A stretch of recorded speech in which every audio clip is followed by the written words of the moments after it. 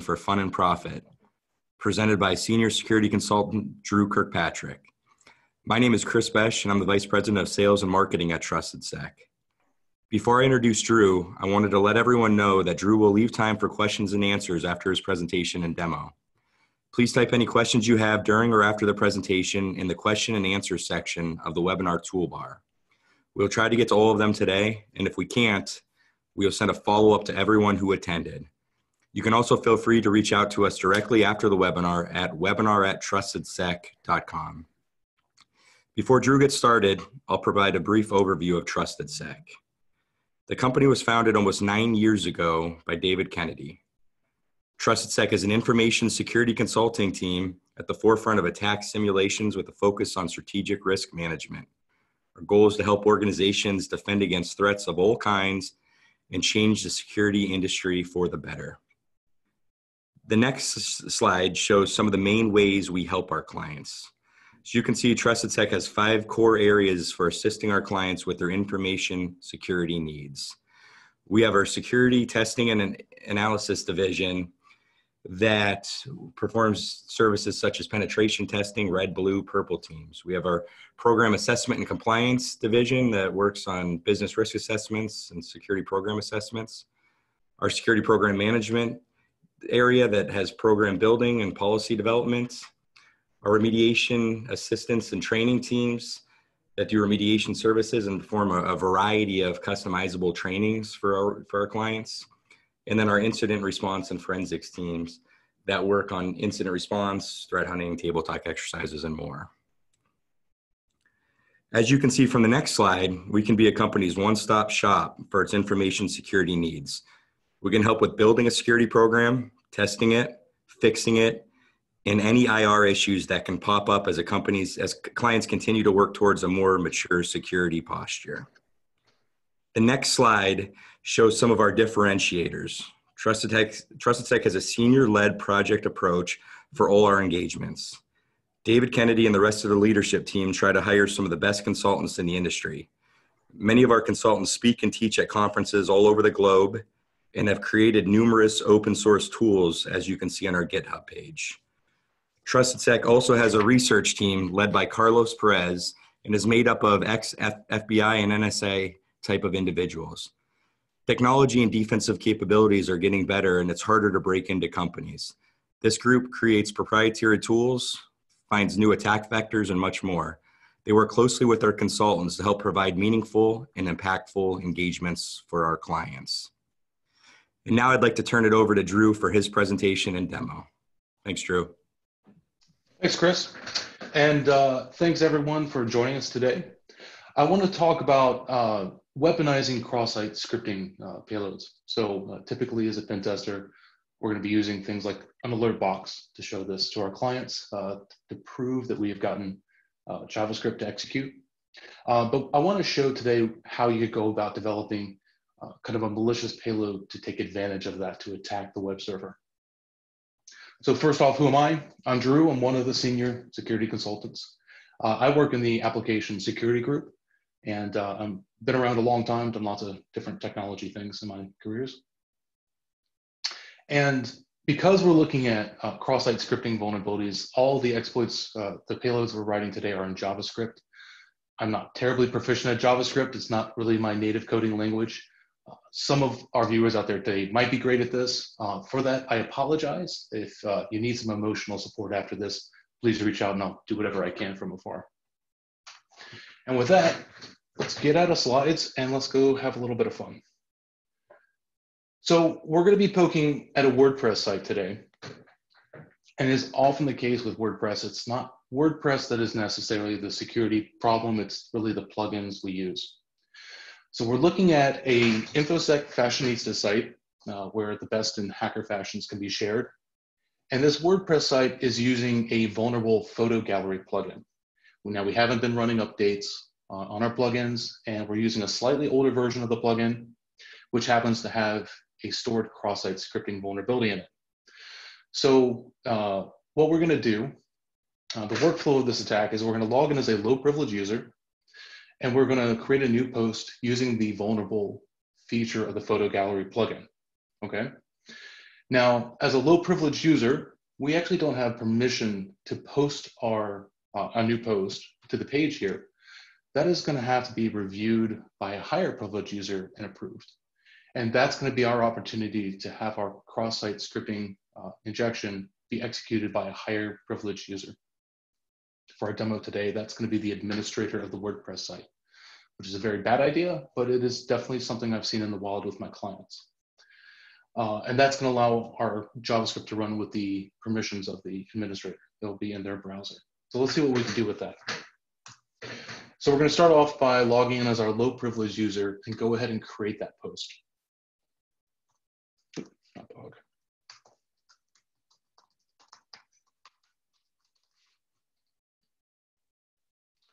Okay, so before we create our post, we need to set up our photo gallery to have our JavaScript. I've gone ahead and created the gallery because that takes a little time, but it turns out this photo gallery plugin, this is one of the fields that is vulnerable to cross-site scripting. You'll see that we can actually drop in JavaScript right into the field. This is a field for text. We should not be able to do this, but this is going to work for us. So what we're doing here is instead of putting our payload completely into this field, we're going to call in a script from a remote server. Now I've got a little Python script here running, serving up a little web server to share this particular payload.js file. Every time this cross-site scripting injection runs, it's going to pull in this file and execute it. Since we're in development mode here today, this is going to allow us to kind of increase the functionality of our payload as we go, as we develop new features, and we can just reload the page where we pop the cross-site scripting JavaScript, and we'll see the new version run. So for a development perspective, this is really nice. So we'll go ahead and save this, and we'll go create our post.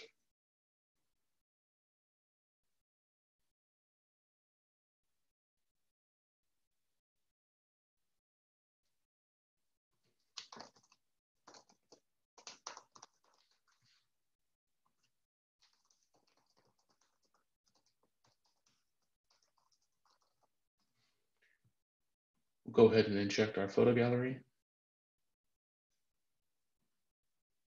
There we go. We'll insert that into the post.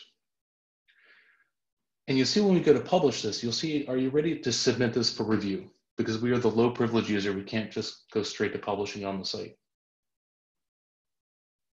Okay, so we should have submitted that. And now we are done with our low privilege user for now.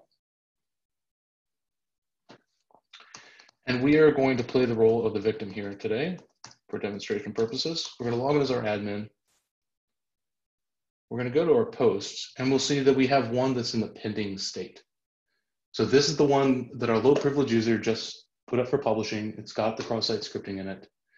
Before I go to preview this, I want to get a couple things set up.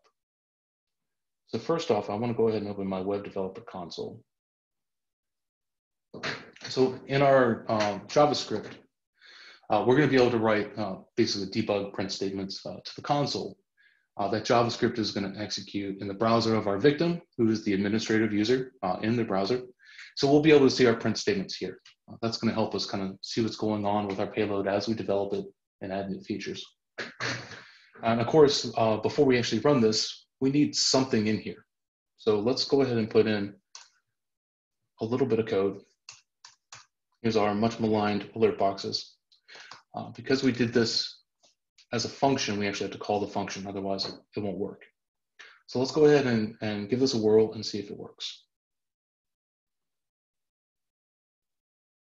And there we go. So right away, we have our alert box pop up. So kind of the plumbing of all this is working. We can see that our little web server has served up our payload.js file. And every time we hit refresh on this page, it'll repull the latest version of this JavaScript and run it. So a nice little setup here for development. So now that we've got this working, we've done our alert box. We have JavaScript running in our administrator's browser. What can we do with that? Well, in the good old days, we probably could have just stolen the session, the cookie of our administrator by just reading that value and sending it off to a server we controlled. These days, most everyone's setting the HTTP only flag appropriately on their session cookies. And that's going to make sure the browser does not allow JavaScript to read or write that session cookie. So we can't steal their session. We can, however, make requests from JavaScript to the server itself. And when we do that, the victim's browser is going to helpfully attach the administrator session cookie to it, because the browser thinks the administrator is doing that. It's coming from their browser. That's going to allow us to make requests to the server as the administrator, which is very handy. So what can we do with that? Well, we can't steal the administrator session. We're not going to be able to change their password to something we know, because in WordPress, you have to enter the existing password to do that. But we can add a new admin user, and we can add in a new user whose password we do know. That would allow us full-on administrative access to the server. So let's go give that a whirl. Just for the development perspective, what we've done is click through previously to do that manually in the UI, and we've saved that request in Burp. So we can kind of see what that request looks like. So when I go in as an and then click through the UI and add a user, this is the request that actually does it. And what we want to do is write some JavaScript that's going to create a request as similar to this as we can, so that the server will add in a new user for us. So the way this works, it's a post to the user new.php page. It's got the cookies, but critically, we have a bunch of parameters in the body that we need to handle, right? We have the username, first name, last name, the password that we want, and critically, the user roles. We want to add in a new admin user. So let's go ahead and put in a function that would send a request like that. So we've got a lot of code here. But similarly to this, we need to make a post off to the WP admin user new page. So we've got this up here. There's our user new page. This is where we're going to send our request. We're going to send it as a post. Okay. So we're going to be using this pretty heavily. We're going to be using XML HTTP requests. I'm going to call them XHR going forward. So this is like an API that's going to allow us in JavaScript, and the browser is going to handle this for us, to make requests to the server and see responses coming back from it in the background asynchronously. So while our JavaScript is executing in the admin's browser, we can be making these requests in the background, and the admin is none the wiser that their browser is doing this. We're not displaying any of the results to the user unless they're looking at the JavaScript running in their browser or monitoring their web traffic. They're not going to see this happening. So we're going to use these XHR requests pretty heavily. So we've got a couple of headers we want to set up to make it look, trying to match this request as closely as possible. And then we set up our body. This is literally going through that request in Burp and re-implementing the body in JavaScript. We're going to go ahead and do one of our debug print statements at the end, and we're going to send that request. Okay. Now I'm still sending all of my requests from the browser, including the request made by our JavaScript, through Burp Suite, so we can kind of see what this is doing as we go to help us debug this. So we need to call the function. Now let's save this, give it a whirl, and see what happens.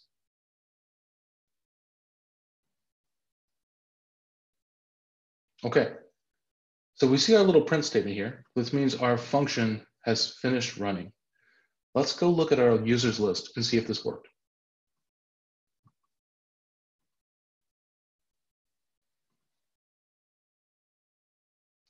So you can see our user list is admin and Bob. So this actually did not work. We should have a new sleeveless cyber bandits user, and that person is not there. So let's go figure out why this didn't work. We're going to go into Burp, and we're going to go find the request that our JavaScript just made. And it is here. So this is the request the admin's browser made because of our JavaScript that we injected. And we'll see it's the post to the user new page. We see that we do have the cookies. So the victim's browser was very nice enough to give us the admin session cookies.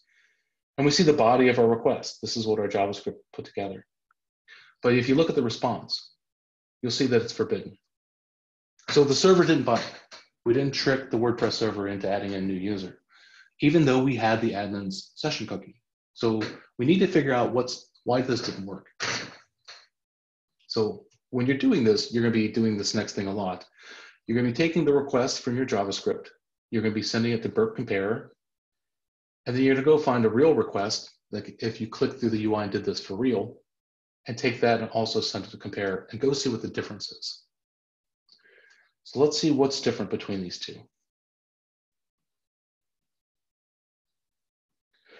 So on the left, we have the request that was created by our malicious JavaScript.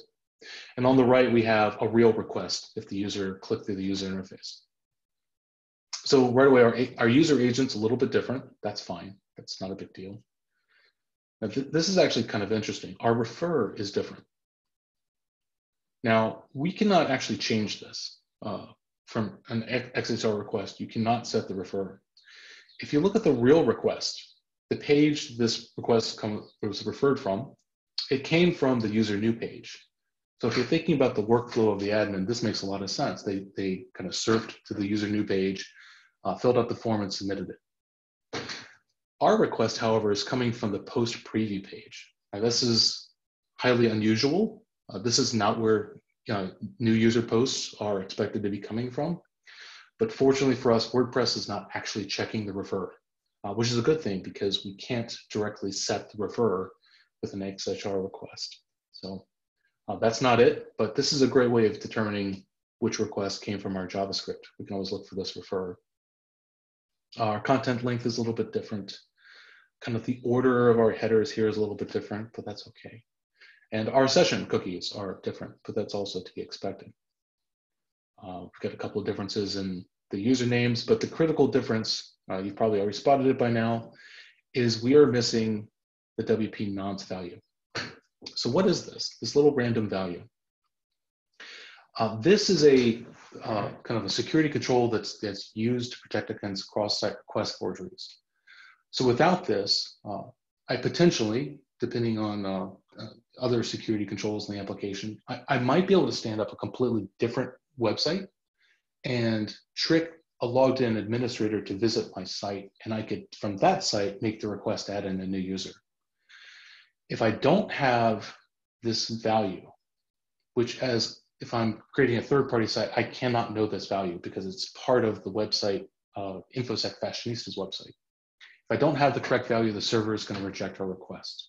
And that's why our original request was rejected. We didn't have this value. However, because we're running as JavaScript in the admin's browser, if the admin can get to it, we can get to it. So it turns out, to get to this value, you can actually get it on this page.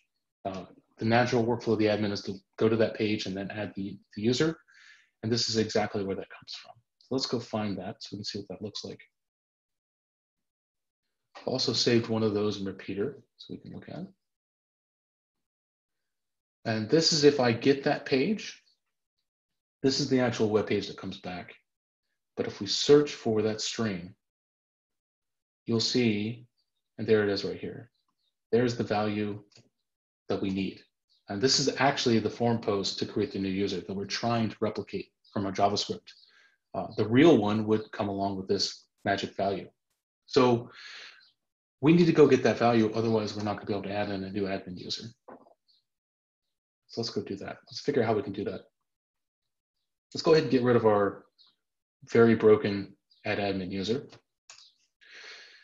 And let's look at this. So we are actually going to make the request to the server with an XHR, but we're also going to look at the response back. So this is a little bit new. We have our first helper function, read body. This is just going to kind of format the response so it's easier to kind of search through based on the content type. But we know that our nonce value is actually on this web page, the user new page. So we're going to create a new XHR request, and we're going to get that page, send the request. And what you're going to see here is we're going to wait until we get our response back and that request is done. Then we're going to use our little helper function to format the response. So we just have a variable that's got all the text of the response. And we're going to search in that response for this string. Go back to burp. We're searching for this, because just after this string is the value we need. So once we find where this string is, it's going to get index of that. I'll save you the trial and error. But these are the offsets you need from that index to pull that specific nonce value out. That what is it, DB D317, when that was captured. And then we're going to print it out. So let's go see how this works. Save that. Come back over to our preview and hit refresh. Great, came back really quick. So that's our nonce value. You'll notice this is actually different than the one you saw in burp. Back when I captured that request in burp, that was the correct nonce value. It's been regenerated since then. If we were going to make this request right now, this is the value we would need.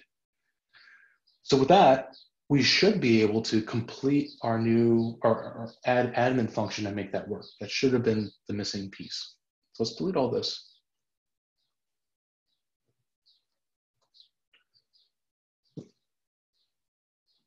We'll keep that helper function. And this should look very similar. Again, we have our parameters of the user we want to add, the new admin user. We know we need to get this page to get our nonce.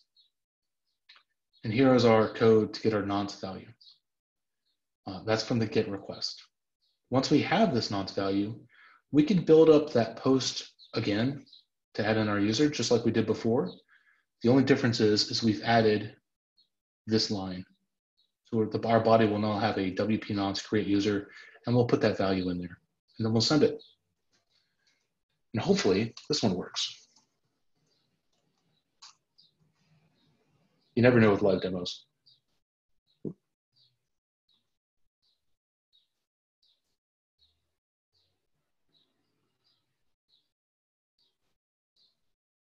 we have a new admin user now? Hopefully. Refresh the page. And sure enough, we have our new user, and we can see they're an administrator. So that actually worked. If we go into burp, we can see in our proxy, scroll down, should be post request. There we are. Here's our request. Oh, that's not it. There we go. And we can see it's got our nonce value now. And our response was not at 403. It was something else, 302 with redirects. But we have our new admin user. This is great. So we can come back at our leisure, log in as our new admin user, and start doing malicious things to this website. Probably the first thing we do if we want to start getting code execution is install a malicious plugin. However, if our real admin comes to the users list before we do that, hopefully they would notice that there's a new user there that they did not expect. That's very suspicious. So let's not do this. Let's get rid of this new user. If our workflow for compromising this system is add the new admin user and then use that access to install a malicious plugin so we can get remote code execution, why don't we just skip straight to that? Let's skip the user and let's just go straight to installing the plugin. So how would we go about doing that? So in WordPress, there's a couple ways of installing a plugin. You can go to the add new page, and there's this lovely little WordPress plugin store. So unsurprisingly, our malicious plugin is not in the WordPress plugin store. However, there's another option for uploading a plugin in zip format. So WordPress is written in PHP, and plugins are written in PHP. So if you take your PHP code of your plugin and zip it up, you can install it that way. Now that's something we can work with. We can write JavaScript that's going to install a zip file for us. And what that request looks like, I have conveniently saved that as well, is like this. It's a post request, again, to this endpoint.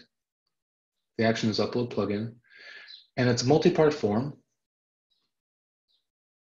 So, and it's got this boundary. So this boundary will tell the server, this is how you parse out the different sections. It doesn't matter what this number is, as long as it's consistently applied to differentiate the different sections of our plugin. of our request. Sorry. Right away, we see there's another nonce value. So we know we have to go get another nonce, otherwise this isn't going to work. We've got a couple of sections here. I'll refer to section, although this is in the body. So our JavaScript will actually be able to set this, whereas the refer up here, we have no control over. This one we can set. Now we have a slightly more complicated section here. We have the section that actually contains the zip file itself. The content type is a zip. We'll see it's uploading a shell.zip file. And then we've got kind of the binary stream of the zip file. We're going to come back to this later. It's a little bit more complicated to set this up. We're going to initially focus on getting the formatting of our request correct. Okay, so let's start with that. Actually, first, let's go ahead and start with the nonce. We know we're not going to be able to do this unless we get the nonce value that we need. So let's get the right nonce value. So this will look very similar to getting the nonce value for the admin user. It's just a different page, different strings to search for. You'll notice the function is install YRTL shell. So for this demonstration, the malicious plugin I'm using is YRTL shell, which is from the WP Force project on Newbie's GitHub. Really cool project. Different functions for compromising WordPress sites. It's a really basic web shell, but that's what I'm going to be working with today. You can use whatever malicious plugin you happen to want. But the nonce we need is on this page, so we're going to go get that page. And again, we're going to wait for the response to come back from this request.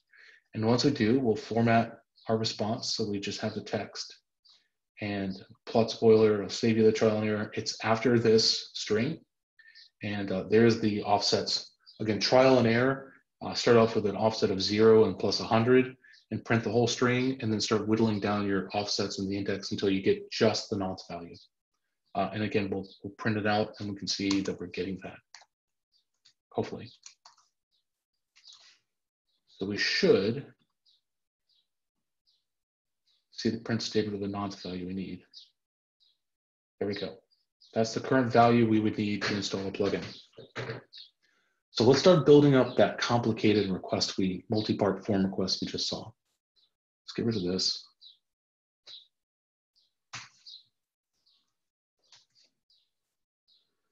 So, got a couple new things here. We have some global variables that declare where the web shell is. So we're slowly building up the functionality we need to install a web shell. When we have that, we're going to be able to call that web shell with commands. To do that calling, we need to know where that web shell is. So we're going to have a variable to hold that. And there's a very specific reason for that you'll see later. And here's a plot spoiler. At the end of this, we're going to prop in a Meterpreter shell, but we're also going to need to know where that is. So again, at the beginning, we're going to get the page that has our nonce, send a request. When we get our request back, we're going to pull out our nonce value that we're going to need. Now, let me move Burp over here a little bit so we can kind of see these side by side. So here's our request. Let me shrink this up. We're not working with a lot of resolution here. So I'm going to set up a temporary value for our zip file. To put our zip file into JavaScript, we're going to hex dump it. Right now, I'm going to start with 0x414243. This is ABC. So we're just going to start with that and just ignore that for the time being. We'll come back to it. And then we're going to set up what our boundary is. So again, there's a boundary set up. This is telling the server how you differentiate different parts of our form that we're setting up. And you'll see that's just labeling. It's just the boundary between these. So we're going to set that up. And you'll see that I'm just reusing that variable to add it to the body. So it's nice and consistent. We have a couple of headers we're setting up. I can't remember if all of these are required or not, but just trying to make the request as close as possible to the real deal until I get the server to accept it. It's going to be a post. Right away, the first section is our nonce value. So the nonce that we just we just retrieved up here. We're going to use right here, that first section. Our second section is all static. WP, it's the fake refer. We're lying here. This is not our real refer, but that's seems to be what it's expecting. We have our the actual zip section, the zip file section. So we set up our shell zip, and we're using our stub here, the plugin zip file, which is this value at the moment, which we'll fix later. And can't scroll anymore, but then the last one I think is just the action, which is install now. That's just static. So you see, before I send this up, I'm doing this extra bit of code. So I'm actually going to send this as a blob. What I found in practice that if you're going to send binary data, a file or something from one of these XSS requests from JavaScript, it seems to work much more consistently if you send it as a blob. So a blob is an object JavaScript that's good for sending raw data or data that's not like native to JavaScript.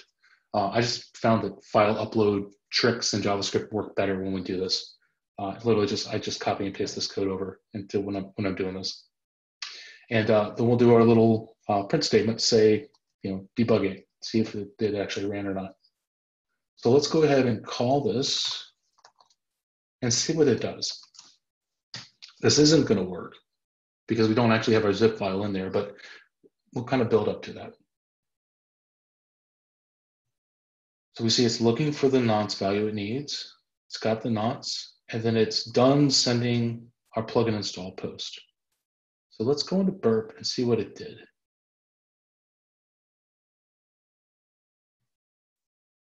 Here we go. So this is the request our new function just made. Interestingly enough, even though this didn't work, the server responds 200. That's just the quirk of WordPress or plugin installs. It didn't actually do anything.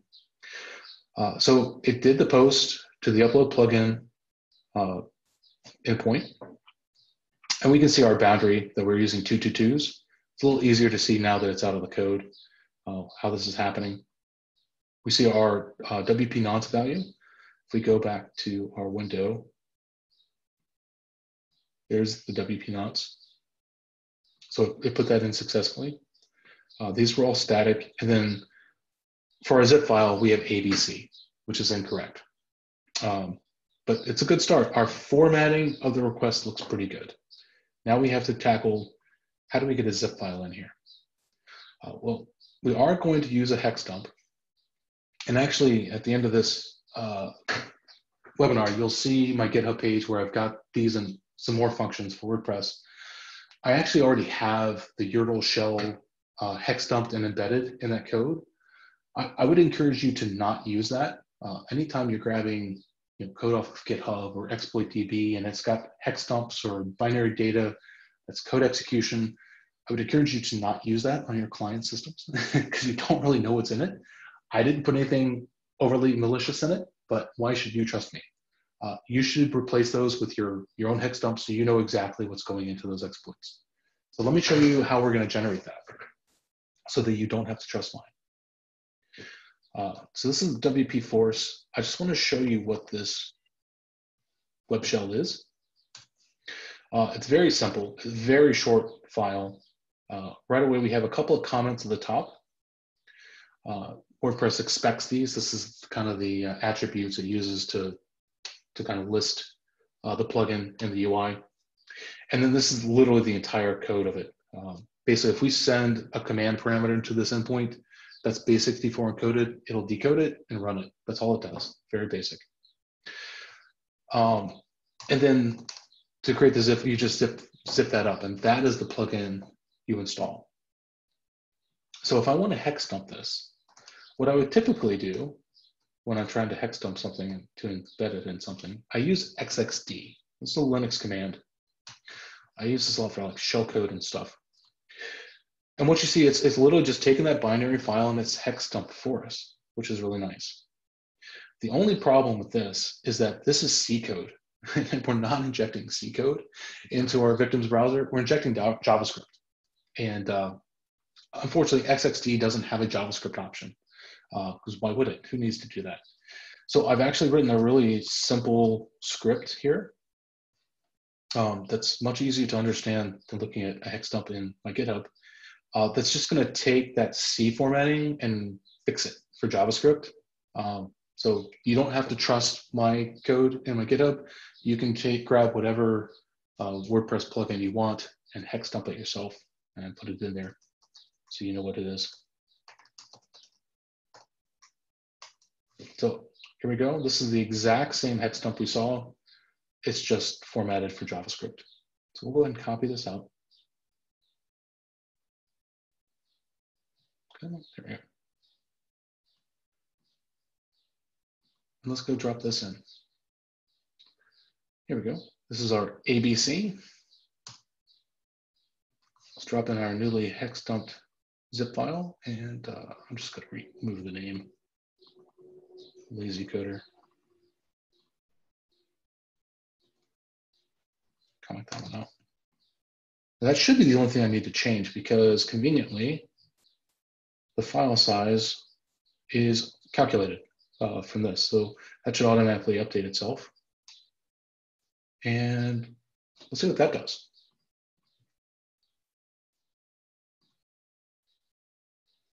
So it's looking for the nonce. It's got the nonce. And it says it's done uploading the plugin. Let's go jump into Burp and see what happened.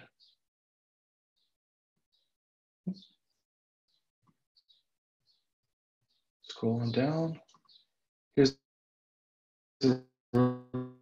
our latest and greatest request. And sure enough, it looked like we've got kind of a binary string here. So hopefully this worked. Let's go find out. Let's go to our plugins list.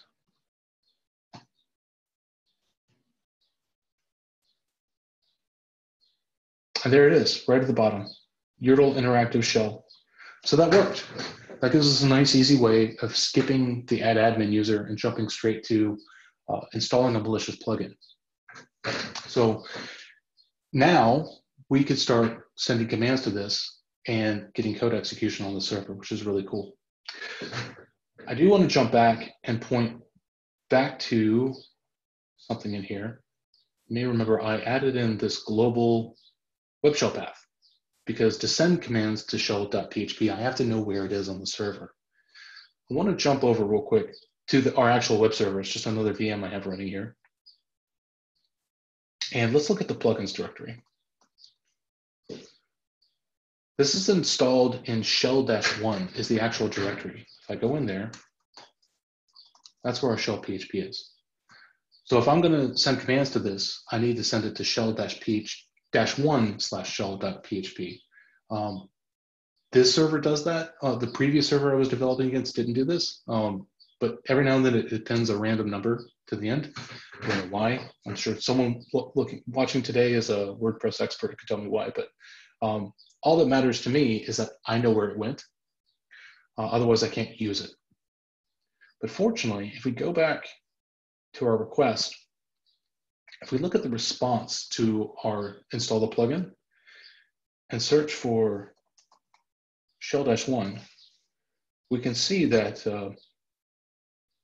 there's a string in the response that tells us what the directory name is. So we need to pull that data out so we can update our global variable so we know where it is. So let's go ahead and let's improve this a little bit. Right at the end of this, we're going to tack on just a little bit more code. So this is the request where we actually send our malicious zip file up. Now we're going to wait for the response to that. I'm going to wait for that request to be done. And again, I'm going to save you the trial and error. It turns out that string here, shell-1/shell.php, is between these two strings. So I get the index of this string and the index of this string, and forward 119 places from this one and back 26 from this one is exactly what that path is. And we reformat it a little bit. And this is going to update our global variable. So our JavaScript has a variable pointing to the right place. It's going to go ahead and update the Meterpreter 1.2 because that's the directory it will be into. And we'll go ahead and print that out. So let's go ahead and run our updated version here. That bugs me, sorry. And see if we actually get an updated version or updated location.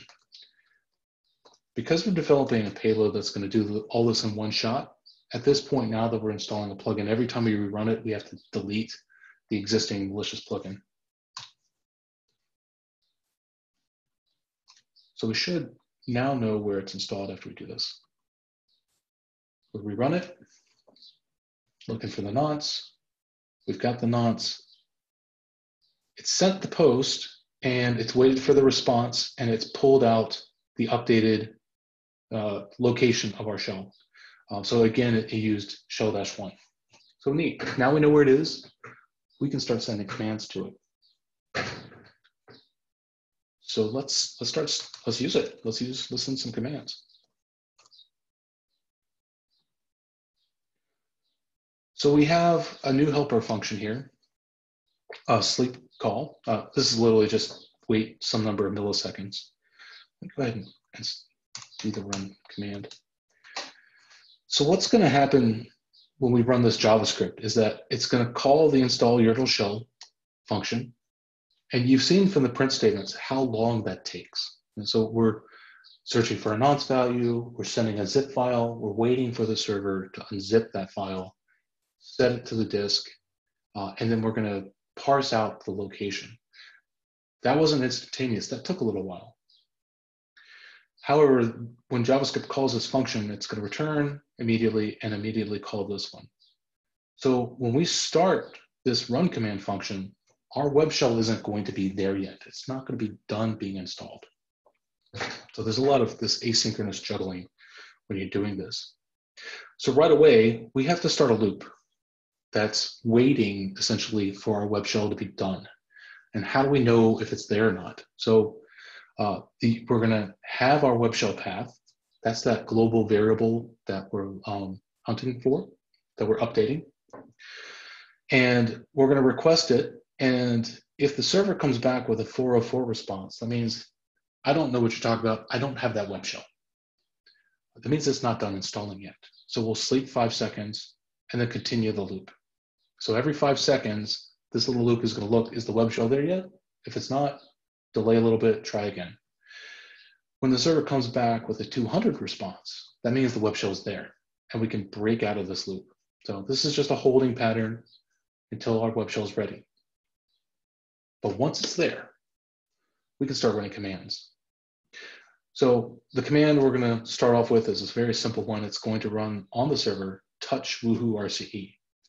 That's just going to create this file on the server's file system because that's where it's going to execute. We need to base64 encode that. So B2A in JavaScript, this is just going to base64 encode something for you. Set it to payload, and then our actual endpoint we're going to call is plugins directory, our web shell path, and the parameter we're going to pass is command, and our base64 encoded command we want to run. And then we send that off as a get request. And let's see if that works. See if we get code execution. Oh, and we do need to remove our malicious plugin because, again, our payload is going to do all this from scratch every time. And let's run it, see what happens. So immediately you see our run command function is looking for that web shell. Still 404ing. We know where it is, it's ready, and it says the command is run. Go in and look at what that request looked like.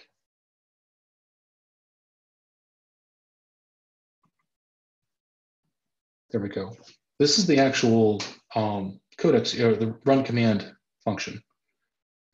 And you'll see if we take this parameter value, we'll send that to a decoder. Decode is base64. It's literally that just touch woohoo RC command. So that's very basic stuff. Very easy web shell to use. Let's go over to our server. We installed in shell 1 again. And there we go. There's our file. So we can now install the plugin, malicious plugin, and use it to start executing commands on the server. So that's pretty handy. We do have one little problem here, though. If we look at our plugins directory, we've got our malicious plugin is showing up right here, just like our new admin user. This is not very stealthy. Now, I can't hide an admin, a user in the list without modifying WordPress core. With admin level access, I can change the core code of the site. I'm not going to do that on a client engagement and event test. There's just no way I'm going to touch that code. However, it turns out for a plugin, you can hide a plugin by simply modifying the code of the plugin itself.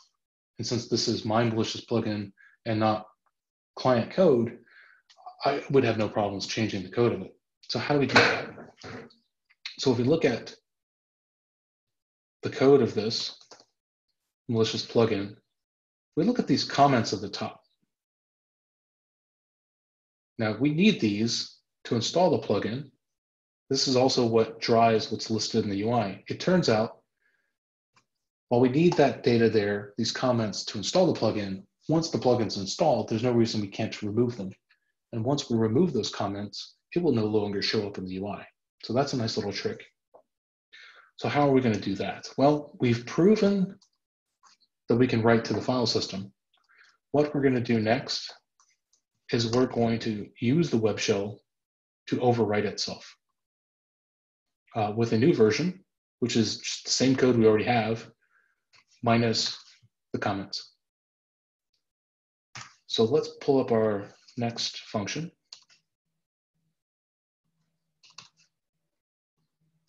Hide your whole shell. So let me get our code side by side here. So this is the code we installed that you just saw. PHP, our comments, and then the actual very short bit of logic. I've copied this PHP code into JavaScript, into a variable, except I've left out the comments.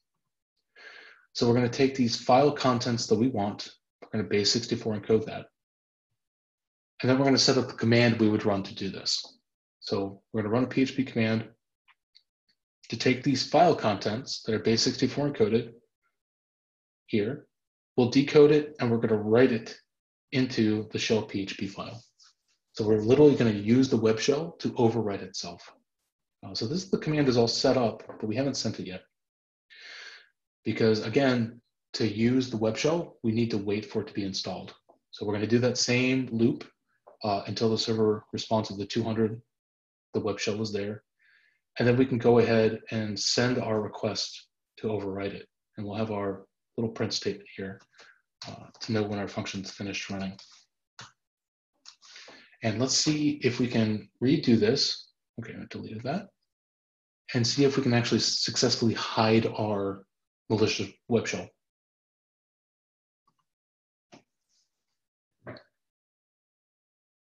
So our code's already looking for it. We see we've sent the zip file, but it's not there yet. And it says it's about to overwrite the shell to hide it. So that's this print statement. So all of our code is run now. Let's go look at our browser. Let's refresh our plugins page and see what we have. You'll see that our YRTL shell is no longer showing up in the UI. But if we go over to the server itself, shell 1,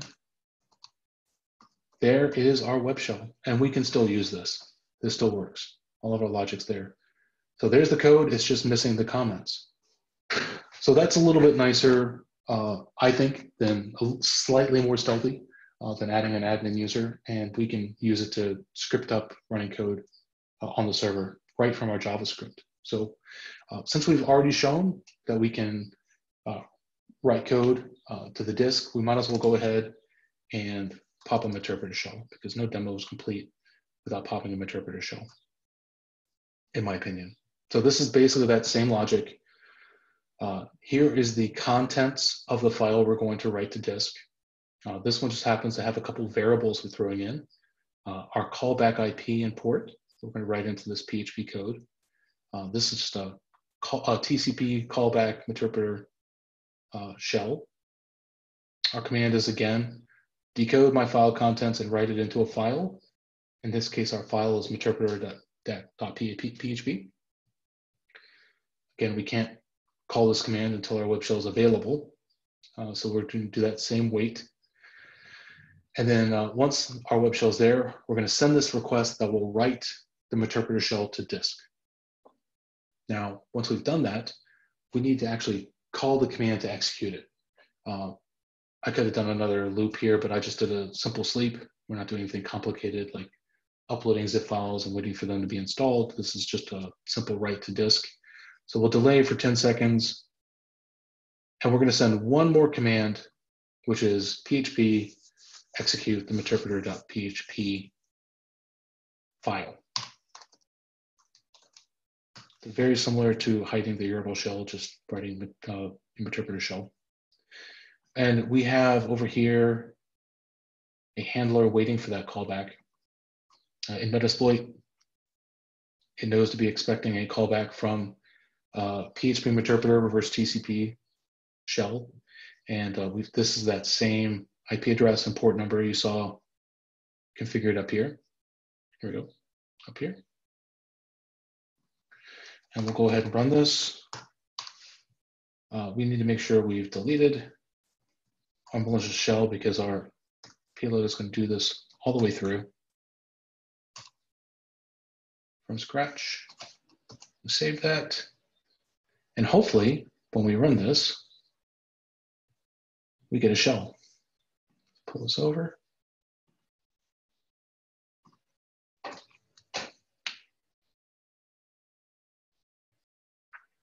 So it's installing the zip file now. We have a couple of functions looking for it. We know where the shell is. And then we see our about to hide it, and then we've uploaded our Meterpreter shell. Now we're in that 10-second delay.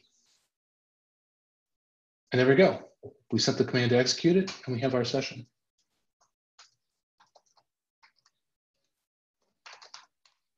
Cool. And we can see we now have a shell on the web server itself. So really fun stuff. Obviously a lot more work than popping an alert box.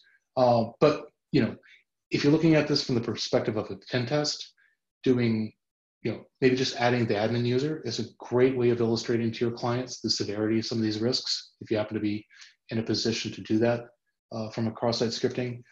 Red teamers, go into the shell, maybe a more appropriate approach. But fun code nonetheless, and certainly more interesting than popping an alert box. So again, we did do this for WordPress. And again, if you're attacking WordPress, these are great functions. I've got these and more up on my GitHub page.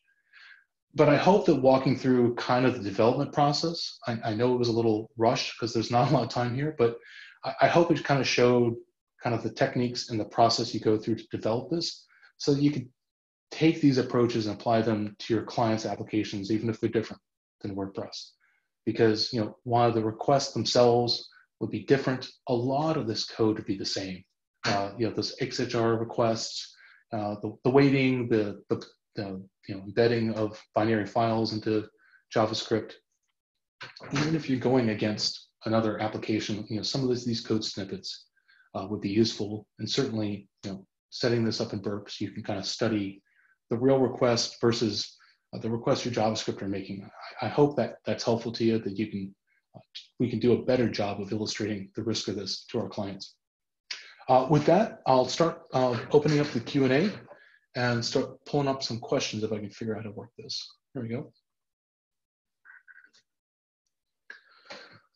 Let me see here, got quite a few here.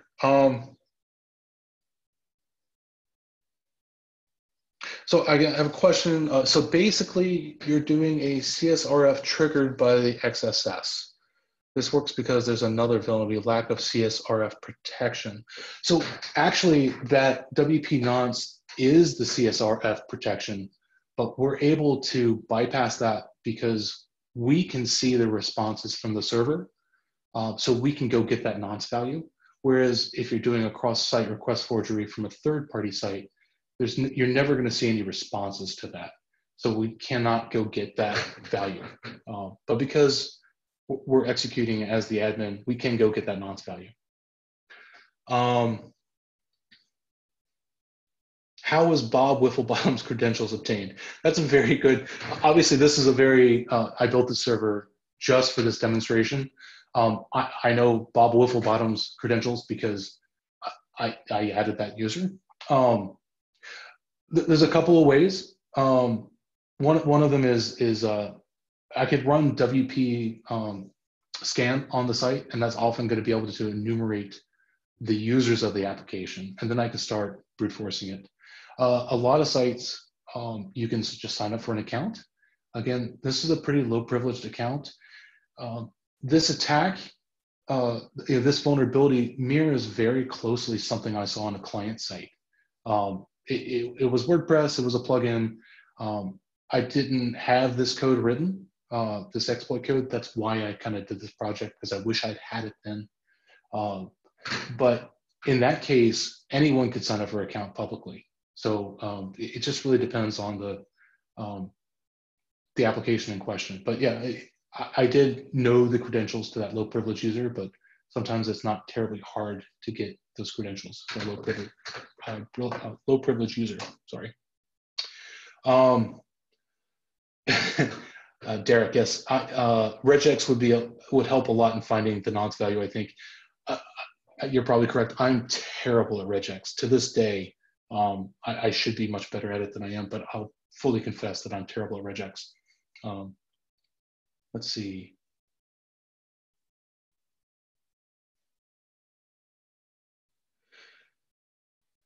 I did a challenge before to add a new user by XHR request, but there is no visibility into the user add function. How to solve this?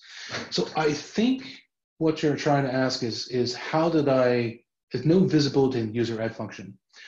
So the reason I'm able to develop the JavaScript to make these requests is because I have access to the server and I can generate the real request by clicking through the UI. So I can see a copy of the real thing that I can use to prototype my JavaScript. This implies that I have some level of access ahead of time. So WordPress, this is very easy. I can set up a WordPress server, grab plugins. It's one of the reasons I picked it for this demo. If I'm doing a client's application, I can still do this if I have a set of credentials to develop against. So a lot of times, our clients will give us admin level credentials because it helps us better test the application for a pen test. It helps us test if we're able to privilege escalate up to administrator. Those things are much easier to do if you have that level of access. I can use that access to generate those requests and then study them. So if I'm not able to set up my own server, but I have the ability to get an account, let's say instead of attacking an administrator, I'm attacking a lower privilege user, and I want to attack, I have an account at that level, but I'm attacking some other user.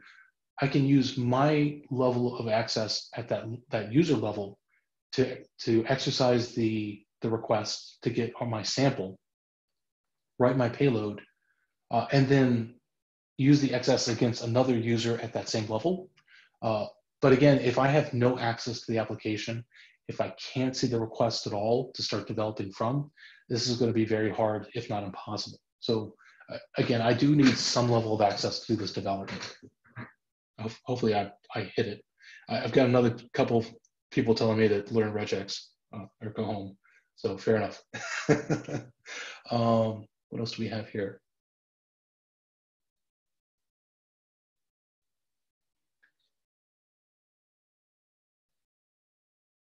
Okay, so I've got a long question here, but it's basically hitting on how would I protect against this? Okay, so there's a couple of ways.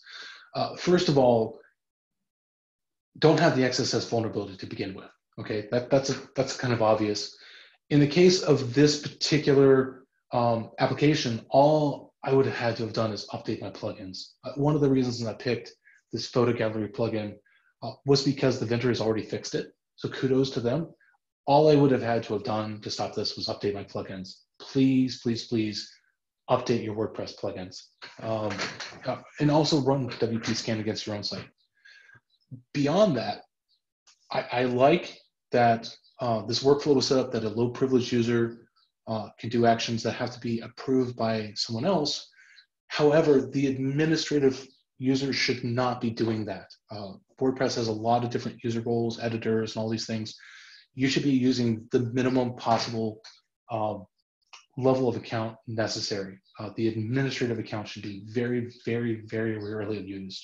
But this mirrors very much what I saw in a client's system. They were using the administrator site to approve things they shouldn't, and I was able to get JavaScript executing in the admin's instance. So that's another workflow change. Don't use your admin to approve these things.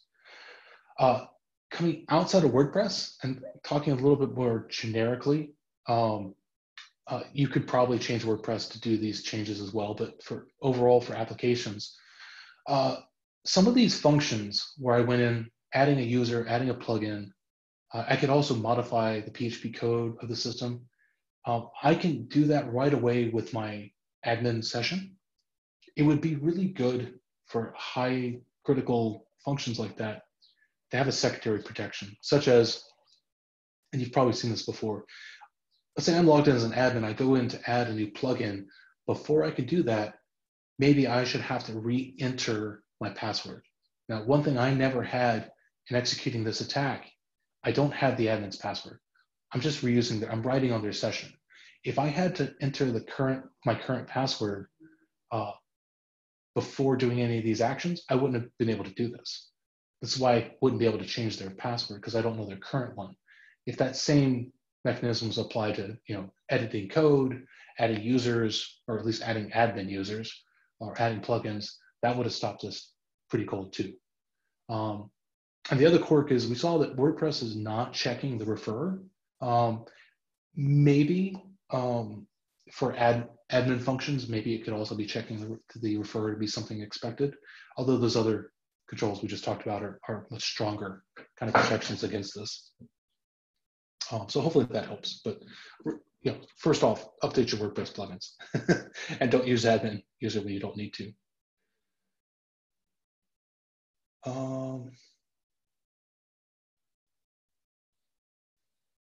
Let's see.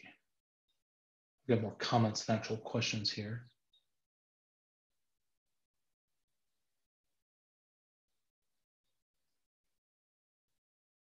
I think we handled that one with the how to protect against it.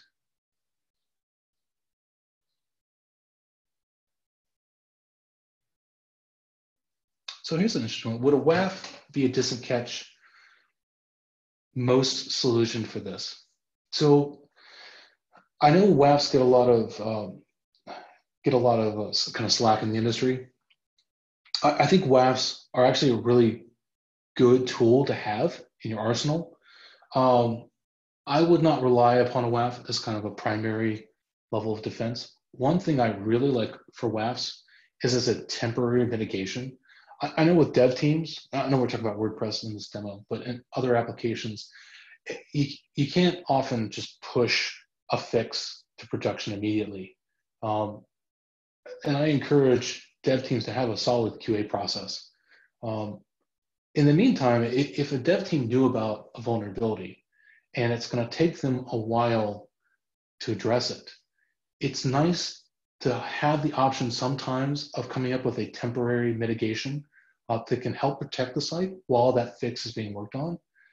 I think WAFs are great for things like that. I hesitate. We can bypass WAFs. It takes a little time, but it's better than, it is a Band-Aid. And if people use them as temporary Band-Aids, I think that's a great use of it. For this particular instance, WAF rules that would to help protect against that, it potentially could be looking for things like maybe the refer is different, but I'm not sure if a WAF would be a great protection against this, to be honest with you. So there's nothing that looks overly malicious from the request. It's coming from the admin's browser. it's kind of typical data you would expect. I think probably instead of WAF, a WP fence might be a better protection against things like this. I think it can help monitor for things like this. I'm not an expert at WP fence, but it might be a better approach to protecting, in particular, a WordPress site. So.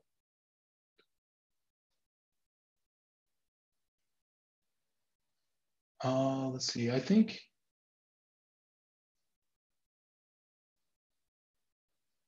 So this works, here's a question. This works the same in HTTPS and HTTP. Yes, it does. It doesn't matter if the site's using HTTP or HTTPS. That's not going to impact this. And the particular question was, what would you do with a reflected cross-site scripting to demonstrate impact? Honestly, all of this is exactly the same with reflected cross-site scripting. The difference is that my delivery mechanism to get that initial JavaScript hook into my admin is a little bit different. Here, I was able to inject it into something that's stored, and the admin came back later and viewed it. That's nice and easy because in the workflow I demonstrated today, it happens to be an admin who has to approve that request. So it's a kind of a nice avenue for that. With a reflected, what I need to do is pass like a link to the admin and get them to click on it while they happen to be logged in as an admin user. Still very possible, but a little tighter window, a little tougher to pull off, but the actual code itself would do exactly the same. If I can get the admin to click that link, the reflected XSS link, while they're logged in, this would work just the same. So, and I think I've gone through all the questions. I think most of them are at this point comments. So with that, I'm going to say thank you for joining us. I'm going to go back through if I missed any questions in that long list of things. We'll try to post those up after the fact if I missed something. If you have any problems with this, either with WordPress or you're trying to do this on another site, client site, please reach out to me. I'd love to help any way I can. You can find me on Twitter, the typical InfoSec Slacks. NetSec focused community is at Hoodooer, pretty easy to find. The code that you saw today, or maybe slightly improved version of it and some other functions, are on my GitHub page here at WP-XS admin funcs under Hoodooer. And that JavaScript kind of hex dumper script is also up there. I have links from the README off to that, so if you need that for anything. With that, I want to say thank you for joining us, and I'll turn it back over to Chris if he's still there. I haven't put him to sleep. Good. Oh, hey, Drew, it's Chris. No, I'm here. Thank you very much. That was great. And thanks to everybody who joined. And as I said at the beginning, if you have any questions that come up after this, webinar@trustedsec.com. Again, the email would be webinar@trustedsec.com. Feel free to send those to us, and we'll get them over to Drew and get those questions answered. So again, thanks everybody for their time, and have a great rest of your day. Take care. Thanks.